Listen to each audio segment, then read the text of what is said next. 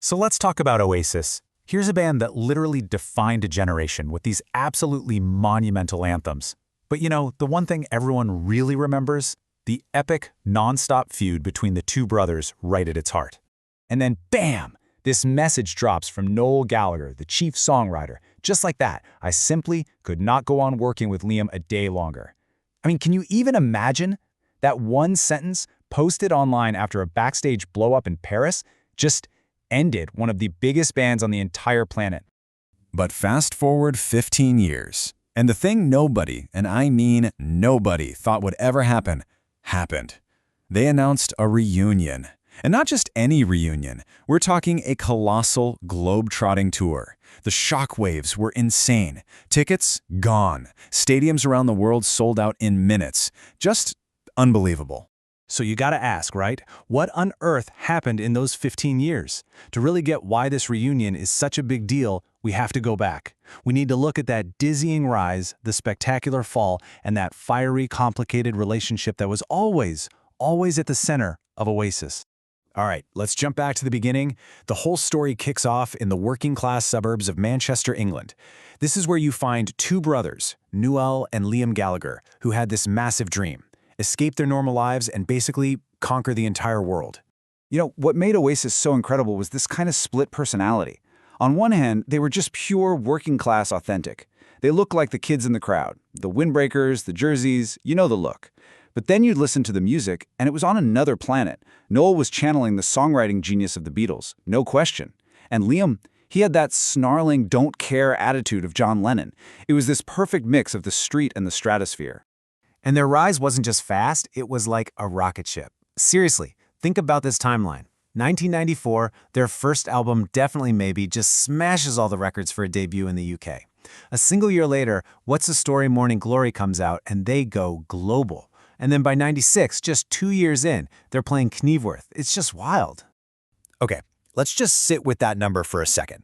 250,000 people, over 2 nights. And the craziest part? Over 2.5 million people tried to get tickets for that show. That is not a typo. It was the biggest demand for tickets in British concert history.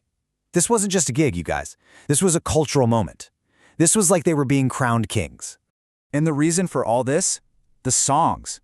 Noel Gallagher wasn't just writing hits. He was crafting the actual soundtrack for a generation. Wonderwall, Don't Look Back in Anger, Live Forever. These weren't just songs you heard on the radio. They were anthems. They were modern-day hymns that people screamed along to in pubs and stadiums all over the world. But here's the thing.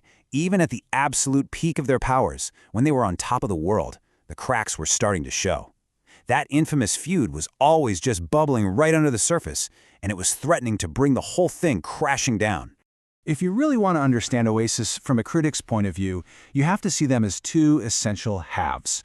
Noel was the brain. He was the architect, the master songwriter crafting these perfect, soaring melodies. But Liam was the soul. He was the iconic frontman with that voice and that unfiltered, in-your-face attitude. You just can't have one without the other. It was that tension, that very friction that created all the magic. Okay, so this is a really pivotal moment. The drummer change in '95. See, Noah's songwriting was evolving fast. He was getting way more ambitious, more complex, and he felt the original drumming from Tony McCarl was, well, let's just say, a bit too simplistic to get him where he wanted to go. So in comes Alan White, and that change was huge. Alan brought this more technical, more powerful style that really became the foundation for all those massive anthems on their second album. And their lyrics were always grounded in where they came from. I mean, take this line from Cigarettes and Alcohol. It just perfectly nails that feeling, right? That working class frustration, that feeling of being a bit trapped, and that desperate dream of just getting out. That's why people connected so much. It was raw, it was real, it was their life in a song.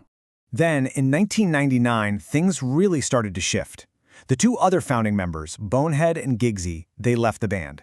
And this was a massive, massive blow. Because they weren't just the rhythm section, They were kind of the glue. They were the buffer between Noel and Liam. And once they were gone, that calming influence just disappeared, and the fights escalated. The entire chemistry of the band was just altered for good. And it all came to a head on that one fateful night in Paris. All those years of simmering resentment just exploded backstage. A smashed guitar, a final nasty argument, and that was it. Noah walked out. for good. The dream was over. But we all know the story doesn't end there, does it?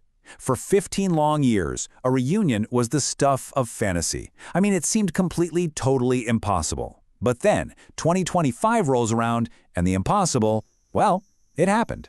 And just look at this tour. This isn't just a few dates in the UK. This is a global victory lap. We're talking Wembley Stadium, Madison Square Garden, the Rose Bowl, Tokyo Dome, legendary venues all over the world. Hundreds of thousands of fans, new and old, clamoring for a ticket. The demand is just this deafening roar, proving that the entire world is still singing their songs. So why does this all matter so much? Why is a band that broke up over a decade ago still this huge? It's because their music, it taps into something universal. It's about hope. It's about defiance.